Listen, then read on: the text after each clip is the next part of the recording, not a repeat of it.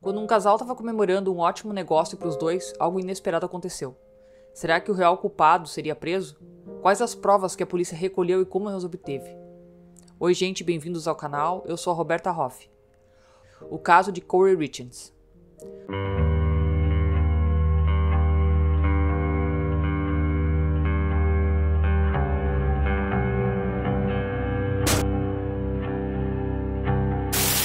Corey Darden Richards nasceu no dia 20 de abril de 1990. Ela é filha de Lisa Darden e tem dois irmãos, o DJ, o mais velho, e o Ronnie. Eric Eugene Richards nasceu no dia 13 de maio de 1982. Ele era filho de Jean e Linda Richards e tinha duas irmãs mais novas, Kate e Amy. Originário de Boonville, Eric estudou na Woods Cross High School antes de se formar na Universidade de Utah, de acordo com o perfil dele no Facebook. 2 anos antes, ele havia iniciado um negócio de alvenaria chamado C&E, Stone Masonry, com o seu sócio e amigo próximo, Cody Wright. As letras do nome da empresa correspondiam às suas próprias iniciais. A dupla se concentrou em trabalhos complexos de pedra ao ar livre, pavimentação e azulejos em casas de alto padrão. Em 15 de junho de 2013, o Eric se casou com a Corey no quintal da sua casa em Camas. E eles tiveram 3 filhos, o Carter, de 9 anos, Ashton, de 7 e Winston, de 5. O mundo do Eric girava em torno da sua família, seu amor pela caça, a fazenda de gado da família e sua motivação insana como um empresário de sucesso. Ele era um pai atencioso e amoroso para os 3 filhos. Nas primeiras horas da manhã do dia 4 de março de 2022, Lisa Darden tentava consolar sua filha, a Corey Richards, de 31 anos. Ela disse que a Corey estava inconsolável, pois acabava de saber do pessoal da emergência que seu marido, o Eric, estava morto. Os irmãos da Corey também estavam lá e todos estavam chocados com o que tinha acontecido. De acordo com a Lisa, naquela noite, a Corey serviu uma bebida para o Eric para comemorar uma nova oportunidade de negócio imobiliário, a compra de uma mansão. Ela disse que fez para ele uma mula de Moscou, que é uma bebida feita com vodka e cerveja de gengibre. A Lisa disse que eles foram para a cama por volta das 9 horas. 9h15 ela foi se deitar com Ashton, o menino de 7 anos que sempre teve pesadelos. Quando ela voltou para se deitar, ele estava frio, e ela foi empurrar ele e ele não respondeu. Já passava das 3 da manhã e a Lisa disse que a Corey ligou imediatamente para o 911. E seguindo as instruções do despachante, ela realizou a RCP. Quando os socorristas chegaram, começaram a trabalhar no Eric, mas já era tarde demais. Os socorristas inicialmente suspeitaram que o Eric havia morrido de aneurisma. O pai de 3 filhos tinha apenas 39 anos. As crianças ficaram perturbadas ao ver médico, ambulância, polícia chegando na casa deles. O tio disse que eles apenas se sentaram no sofá e choraram juntos. A cena triste estava muito longe da família feliz que um dia eles foram. A Corey e o Eric se conheceram em 2009 em uma Home Depot local. Naquela época, a Corey era caixa, e o Eric trabalhava na construção e era um cliente frequente. O Eric convidou ela para sair e eles se deram bem. A princípio, a Corey ficou com medo de apresentar o Eric para a família, com medo deles não gostarem dele. Mas o DJ e o Ron disseram que o Eric se encaixou perfeitamente. Eles então se casaram. Lisa disse que ele ensinou tanto aqueles meninos que eles idolatravam o pai, e ele idolatrava os meninos também. A família de Corey conheceu os Richards, incluindo as 2 irmãs do Eric, a Kate e a Amy. O irmão de Corey disse que eles se visitavam e eram amigáveis. Eventualmente, o Eric abriu um negócio de alvenaria e a Corey abriu sua própria imobiliária, comprando casas, consertando e vendendo elas com lucro. Greg Hall era o diretor de marketing e bom amigo dela. O Greg disse que a Corey tinha algo que muitas pessoas não tinham. Ele disse que muitas vezes você encontra um indivíduo que é inteligente, mas sem bom senso, ou com bom senso e sem inteligência. Ela tinha ambos. Ela era uma jovem muito brilhante. Segundo a mãe da Corey, ela trabalhava em média com 3 casas por vez em regime de rotação. Segundo ela, eles viviam bem e compravam e gastavam o que eles queriam. Nas horas vagas, o Eric adorava caçar e eles viajavam juntos pelo mundo. Parecia que o Eric e a Corey tinham tudo. Greg Scordas foi o porta-voz da família do Eric. Ele disse que ele era um lindo filho e irmão, para ter sido tirado deles desse jeito. Ele disse que não podia imaginar nada pior do que isso. Pouco depois do funeral do Eric, uma autópsia revelou a causa da morte. Não foi um aneurisma, foi uma dose letal de fentanil, que é um opioide utilizado como medicação para dor e também pode ser usado juntamente com outros medicamentos para anestesia. Ele tem um rápido início de ação e seus efeitos geralmente duram menos de 1 hora ou 2. Segundo os Cordas, o fentanil é muitas vezes mais potente que os óxis e outros analgésicos normalmente usados. É uma droga muito perigosa. Mas como o fentanil entrou no sistema do Eric? A família da Corey acredita que o uso recreativo de drogas pode ser o culpado. Quase todos os dias, disseram, Eric mascava uma goma de THC, o ingrediente psicoativo da maconha. Roney disse que ele usava apenas para relaxar no final do dia, e de acordo com Roney, Eric nem sempre conseguia as gomas de fontes confiáveis. Quase todas as viagens que Roney fez com ele, viu ele comprar de alguém na rua. Ele não tinha um fornecedor fixo. Lisa disse que o Eric às vezes também tomava analgésico. A família da Corey achava que o Eric tomou algo que não sabia que estava misturado com fentanil, e que a sua morte foi um trágico acidente. A família do Eric contesta veementemente essa afirmação. O Skordas disse que ele certamente não era um usuário de opioides ou drogas ilegais. A família do Eric se perguntava então se a Corey poderia estar envolvida. Nos meses que se seguiram ao trágico falecimento do marido, a Corey Richards lutou para se firmar sozinha e navegar pela vida como mãe solteira. Roney disse que a Corey ainda estava completamente perturbada. Ela nunca teve tempo para sofrer. Ela estava fazendo o possível para seguir em frente. Ela não sabia como fazer isso. O irmão da Corey, Roney, disse que também foi difícil para os 3 filhos do casal, porque não conseguiram entender o que havia acontecido. Eles precisavam de ajuda e a Corey precisava de ajuda. Eventualmente, a Corey encontrou uma maneira de transformar a sua dor em ação. Em março de 2023, um ano após a morte do Eric, a Corey teve a ideia de escrever aquele livro infantil sobre como lidar com a perda. Are You With Me? Ela o promoveu em um programa de TV local, Good Things Utah. Ela disse que só queria uma história para ler para os filhos à noite. Como não tinha o que precisava, ela pensou em escrever uma. O livro, publicado pela própria empresa, conta a história de uma criança que perdeu o pai, mas é lembrada que a sua presença ainda existe por toda parte. No livro, Eric é retratado como um anjo que está sempre por perto. Sim, eu estou com você no Natal, escreve Corey. Você não pode ver meu sorriso, mas ele está lá. Estou aqui e estamos juntos. Ela disse, é como se o pai ainda estivesse com eles, mas de uma maneira diferente. A mãe de Corey, Lisa, disse que escrever o livro foi terapêutico. A família dela disse que finalmente parecia que a Corey e os meninos estavam conseguindo seguir em frente. Enquanto a família trabalhava para voltar aos trilhos, a polícia investigava a morte do Eric. E outras semanas depois da aparição de Corey na TV, para promover o livro, a Corey estava sendo acusada de matar o Eric. No dia 8 de maio de 2023, Corey, a esposa enlutada, era agora a principal suspeita da morte do marido. A Lisa disse que ficou chocada quando a Corey foi apontada como suspeita da morte do marido. Corey foi acusada de homicídio qualificado e levada sob custódia.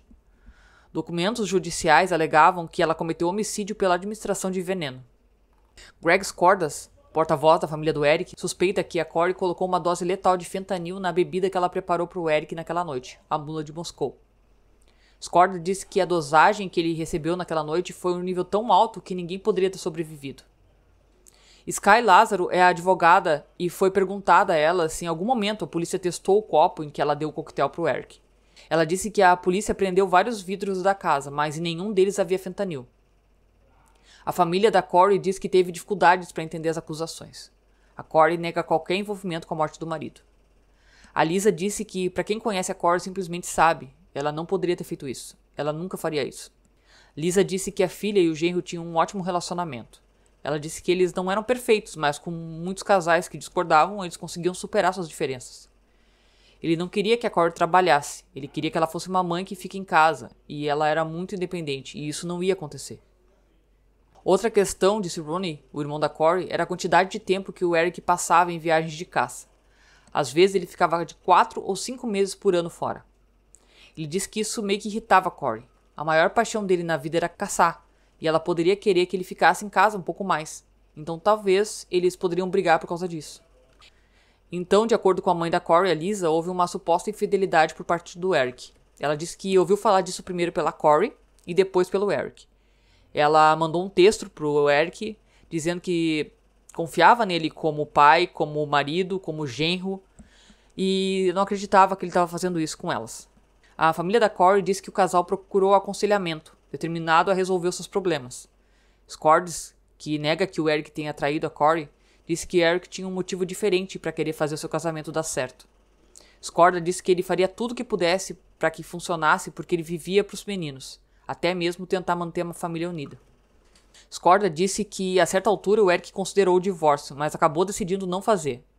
Ele disse que para proteger os meninos. Caso o relacionamento não desse certo, o Eric colocou a sua propriedade em um fundo secreto, sem contar para Corey. e nomeou sua irmã Kate como responsável. Mas nos meses que antecederam a morte do Eric, Ronnie disse que o casal parecia melhor do que nunca. Mas e se o casal estava tão bem, por que a Corey ia querer matar o próprio marido? Segundo a família do Eric, por ganância. No momento da morte do Eric, havia pelo menos 6 apólices de seguro de vida contra ele, totalizando quase 3 milhões. Documentos judiciais alegaram que em janeiro de 2022, 2 meses antes da morte do Eric, a Corey falsificou a assinatura do Eric para obter mais uma apólice no valor de $100 mil. Corey também é acusada em documentos judiciais de roubar contas pessoais do Eric e se apropriar indevidamente de dinheiro distribuído dos negócios do Eric, que datam de anos atrás. De acordo com Skordas, a Corey não queria apenas o dinheiro, ela precisava dele desesperadamente. Documentos judiciais também alegam que o seu negócio de vendas de casa estava se afogando em dívidas de quase $2 milhões. Skordas disse que o acordo pré-marital estipulou que a Corey havia desistido de reivindicar os ativos comerciais do Eric, exceto se o marido morresse antes da esposa, enquanto os dois estivessem legalmente casados. Segundo ele, o Eric varia mais a Corey morto do que divorciado. A advogada da Corey, a Sky, contesta veementemente qualquer alegação de que a sua cliente falsificou a assinatura do Eric, administrou mal as finanças ou roubou do Eric. Quando a alegação de que a Corey estava endividada e precisava de dinheiro, ela disse que isso era simplesmente uma mentira. Sky disse que contrair dívidas com linha de crédito fazia parte do funcionamento do negócio de venda de casas e que o dinheiro seria devolvido quando a casa fosse vendida. Ela disse que não era como se ela tivesse todos esses empréstimos convencionais e devia dinheiro a pessoas. Era um número grande, mas estavam falando de transações comerciais com pessoas com quem ela fazia negócios. A Lisa disse que o Eric e a Corey sentavam-se todos os meses e faziam as contas juntos. Em todos os momentos, Eric sabia o que estava acontecendo e o que estava saindo. A Lisa disse que o Eric não só sabia das finanças, mas também apoiou muito as novas oportunidades de negócio da Corey, como a compra de uma mansão que eles estavam comemorando na noite em que ele morreu. Foi naquela noite, diz Skordas, que a família do Eric acredita que a Corey lhe deu uma mula de Moscou misturada com fentanil.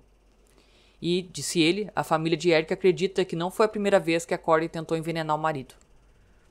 Nos arredores de Salt Lake City, à sombra das montanhas de Wasatch, em Utah, lar de famosas estações de esqui, incluindo Park City, ficava a propriedade que a Corey Richards planejava vender. O acordo que ela e o Eric estavam comemorando na noite em que ele morreu, diz a advogada.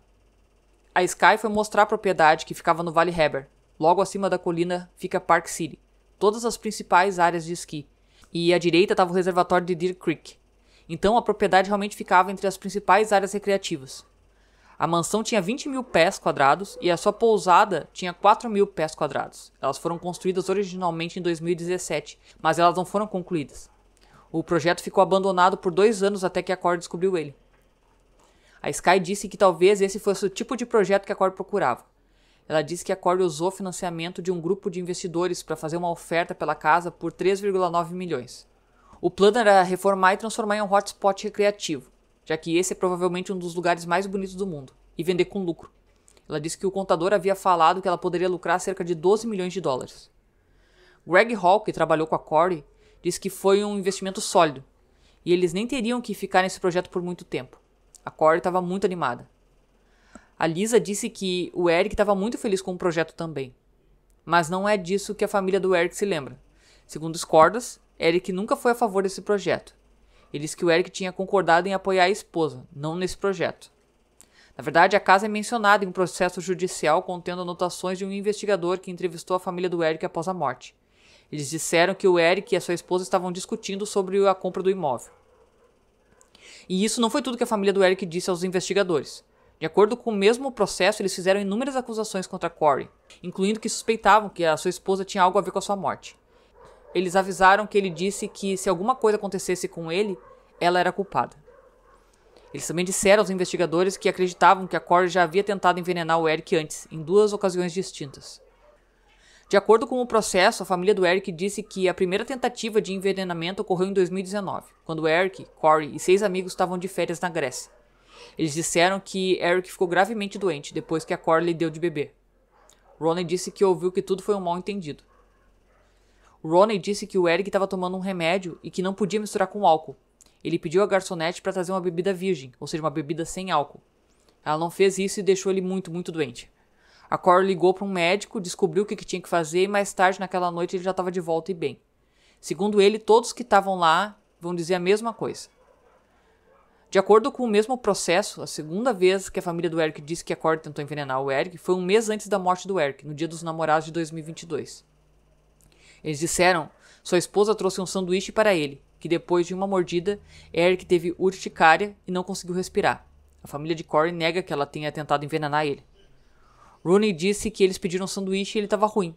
A advogada disse que ele foi tirar uma soneca e depois treinou uma das brincadeiras do filho, que além de uma afirmação da família dele, não parece haver mais nada. A família do Eric também questionou o comportamento da Corey após a morte do marido.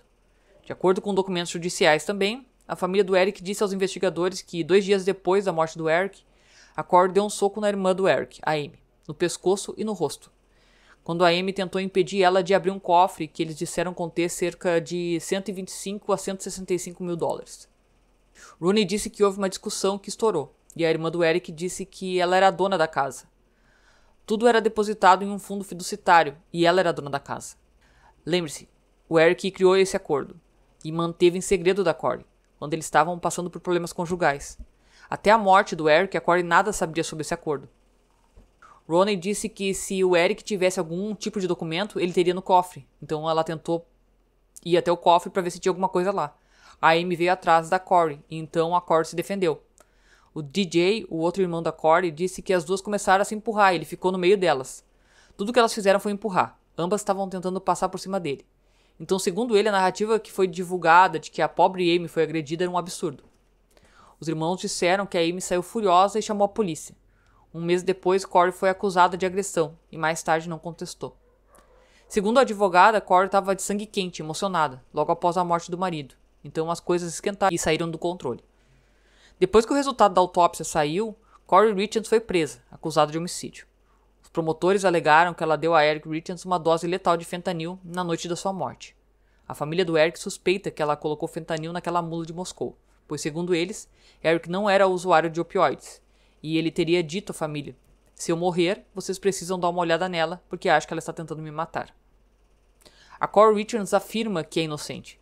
Sua advogada Sky Lázaro diz que os promotores terão que provar que ela obteve drogas e as deu ao marido. E a menos que consigam ligar esses pontos, terão dificuldades em provar o assassinato nesse caso. Em junho de 2023, a Corey compareceu ao tribunal perante o juiz Richard Mirazik para uma audiência de fiança. O juiz disse que a questão perante o tribunal é se a ré, a Corey, deve continuar detida sem fiança durante o período pré-julgamento. Foi a primeira vez desde que a Corey foi acusada pela morte do marido que o público viu ela. E durante toda a audiência de 4 horas, ela se sentou algemada do lado da advogada, a Sky Lázaro. Para convencer o juiz por que a Corey não deveria ser libertada, os promotores Patricia Cassell, Brad Bulworth e Joseph Hill apresentaram provas e chamaram testemunhas para argumentar que Corey havia envenenado o marido. Tinham todos os elementos de um mini-teste.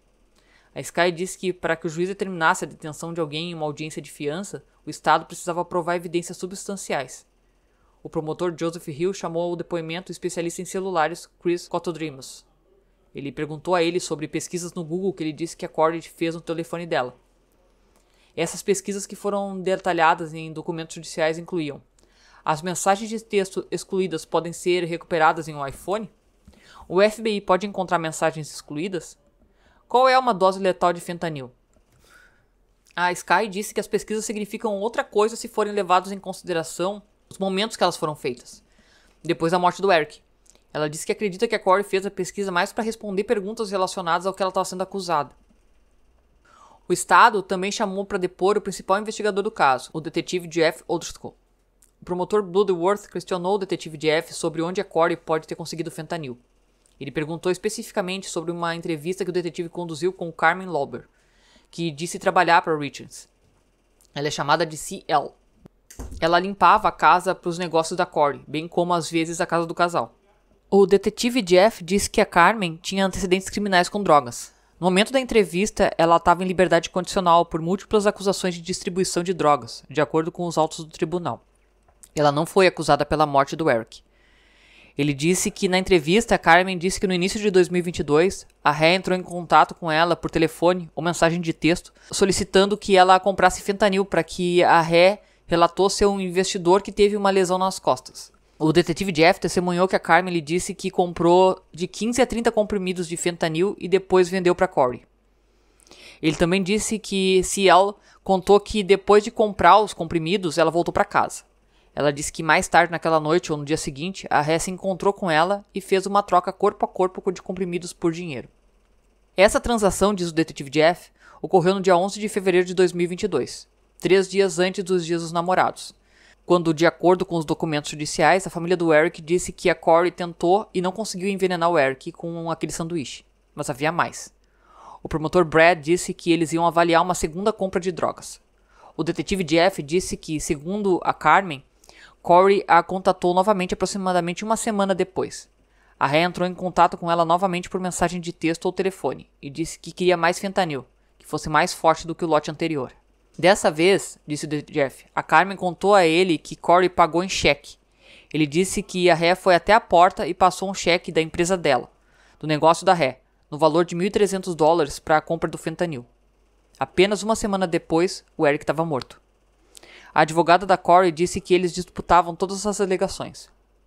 Em seu interrogatório, Sky perguntou ao detetive Jeff se poderia haver outro motivo para aquele cheque de $1.300. Segundo ela, a Corey poderia estar pagando a Carmen pela limpeza das casas. Sky disse que, porque Carmen Lauber é uma criminosa condenada, ela não tem credibilidade. Ela estava em liberdade condicional na época. Ela disse que sempre que alguém tem uma situação do tipo informante, isso pode colocar em dúvida a veracidade das declarações ou o motivo que ela está dizendo isso. No interrogatório do detetive Jeff, a Sky tentou mostrar como a Carmen poderia ter se sentido pressionada a dizer aos investigadores o que eles queriam ouvir. Ele começa a entrevista explicando quão difícil era a situação dela naquele momento. Mas o detetive Jeff disse que não viu nenhuma mensagem de texto onde a Corey supostamente pede drogas para Carmen. A Sky disse que eles têm que provar que ela obteve as drogas e que deu elas ao marido. Caso contrário, seria difícil provar o assassinato. Quando a audiência de fiança da Corey Richards chegou ao fim, sua advogada Sky Lazaro estava esperançosa de que sua cliente recebesse fiança. A Sky disse que esse é um caso em que não parece haver nenhuma prova definitiva. Esses casos são geralmente mais favoráveis à defesa. A promotoria encerrou o caso para negar a fiança de Corey, com uma declaração sobre o impacto da vítima feita pela irmã do Eric, a Amy. A Amy disse que estava lá em nome do irmão, dizendo que estava de coração partido, que suas vidas jamais seriam as mesmas sem ele. Ela disse que o Eric morreu em circunstâncias horríveis, que ela estava atormentada, pensando no que ele havia passado. Por fim, ela pediu que não permitissem que a Corey machucasse ainda mais a memória do Eric, da sua família, amigos e comunidade. O juiz Richard passou muito pouco tempo tomando sua decisão. A Corey permaneceria sob custódia. O juiz disse que as circunstâncias do caso pesam fortemente contra a concessão de qualquer tipo de liberdade provisória. A família da Corey ficou desapontada, dizendo que o tempo que passou na prisão enquanto esperava pelo julgamento cobrou seu preço. E em setembro de 2023, disse a família de Corey, ela teve uma emergência médica sob custódia enquanto tomava medicamento prescrito e precisou ser levada às pressas para o hospital. Deram a ela um remédio errado e ela teve uma convulsão. Corey se recuperou totalmente, mas enquanto ela estava fora, os funcionários da prisão disseram que encontraram uma carta manuscrita em sua cela, que nunca foi enviada. O documento, posteriormente arquivado nos autos do tribunal, ficou conhecido pelas palavras rabiscadas no topo da página. Walk the dog. Os promotores dizem que é da Corey para a mãe dela. A Lisa diz que cuida do cachorro da Corey de 16 anos, que ela se preocupa muito com ele. Em novembro de 2023, os promotores apresentaram essa moção solicitando ao tribunal uma ordem de proibição de contato para negar a Corey o acesso à mãe e ao irmão. Na moção, eles dizem que a carta é evidência de adulteração de testemunhas. Dizem que a Corey dá instruções à mãe e ao irmão Rooney do que eles devem dizer no tribunal. A carta instrui Lisa Darden a induzir o irmão da Rhea, Ronald Darden, a testemunhar falsamente, afirma a moção. Na carta, a Corey escreve que a sua defesa precisará estabelecer que Eric comprou drogas enquanto viajava no exterior. Precisamos de algum tipo de conexão. Aqui está o que estou pensando, mas você tem que falar com Ronnie. Ele provavelmente teria que testemunhar sobre isso. A carta também dizia: Rooney deveria receber mensagens de Eric falando sobre ficar chapado também. E formule isso da maneira que for necessário, para deixar claro, apenas inclua tudo. A conexão tem que ser feita com o México e as drogas. Lisa disse que a maior parte das coisas que estavam escritas na carta eram verdadeiras e que todos já sabiam. Mas Corey tem uma explicação diferente. Ela diz que a carta é uma ficção. Em telefonemas separados da prisão, que foram gravados e posteriormente registrados nos autos do tribunal, ela disse à mãe e a Rooney que a carta fazia parte de um livro que ela estava escrevendo e que era particular. O juiz negou o pedido de não contato, dizendo que o Estado não conseguia provar a adulteração de testemunhas. A advogada de defesa disse que não era adulteração de testemunhas, pois a carta nunca foi entregue a ninguém. Enquanto as famílias aguardavam o julgamento, disseram que o foco estava nos 3 filhos do Eric e da Corey. Ambas as famílias disseram que esperavam obter a custódia. Os meninos estavam atualmente morando com um membro da família do Eric. A Lisa disse que eles só podem falar com a mãe 2 vezes por semana por videochamada. A Lisa, Ronnie e DJ não tiveram visitas privadas com as crianças, mas Lisa disse que faz o que pode para apoiar eles e participa de todos os seus treinos esportivos, pois eles treinam em lugares públicos e eles não podem impedir a entrada dela neles. Além do processo criminal, que pode levar a uma pena de 25 anos à prisão perpétua, há vários processos civis em andamento relacionados ao destino do patrimônio do Eric. Ambos os lados acreditam que o outro está atrás do dinheiro. A Lisa disse que quem ficar com os meninos fica com o dinheiro, e para ela é tudo que a família do Eric quer. Até que isso seja resolvido, ambas as famílias aguardam o início do julgamento e esperam por um veredito que apresente a sua versão de justiça. Espera-se que Corey Richards vá a julgamento em 2025. Algumas coisas me deixaram com dúvida nesse caso. Por que a Corey mataria o marido, logo depois de ter comprado uma casa de quase 4 milhões para ele reformar e ela vender, para somente depois lucrar? Com ele morto, como ficaria a reforma? Ela contrataria outra empresa? Isso eu achei meio estranho, tá? Outra coisa, aonde estão as provas de que ela envenenou o Eric? Segundo a família dele, ele não usava opioides, mas poderia usar sem eles saberem. Eles não encontraram a droga na casa, nem na louça, e nem um pedido no celular da Corey por drogas. Achei estranho ela continuar presa, mas nós vamos continuar acompanhando o caso e atualizando à medida que o julgamento acontecer. Bom, gente, esse foi o vídeo de hoje. Obrigado por assistirem até aqui. Não se esqueçam de se inscrever no canal, deixar um like, não custa nada. Comenta sobre o que vocês acham que aconteceu de verdade. Compartilha com quem você acha que pode gostar desse tipo de conteúdo. E lembrem-se, se cuidem, fiquem bem e beijos.